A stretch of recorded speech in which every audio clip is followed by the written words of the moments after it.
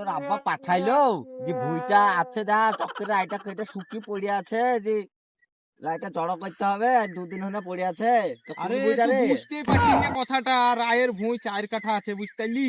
4 কাঠা ভুঁই জড়ো করিয়া তারপরে বাড়ি যেতে হবে। আরে এইটা তো দেখতে পেয়েছি 4 কাঠা রে, ওইটা দেখতে 4 কাঠা, কবে তো 4 কাঠা ভুই। আরে হ্যাঁ রে, তুই তো ঠিকই বলেছিস রে। 4টে ভুঁই 4 কাঠা ভুঁই, এখন কোনটা জড়ো করবো রে? এ তো মাথায় খেলছে না রে। আব্বা বলিতে যাই দিতে জড়ো না হয়েছে ভাত দেবো না বাড়িতে। তুই ঠিকই বলেছিস রে ভাই, এ তো জড়ো না করে গেলেও তো পেটের ভাত হবে না রে। আজ মার মাটিতে পড়বে না, কি আর মুখে করবো? পানি দেওয়ার টাইম হয়েছে, রোজার টাইম বলে দিলাম। আরে তুই ঠিকই বলেছিস, যা হবে হবে। 4খান ভুঁই জড়ো করে বাড়ি যাবো, দরকার হইলে এই শ্যালোর পানি খেয়ে ইফতার খুলবো। कौन है ये लोग? कहां से आते हैं ये?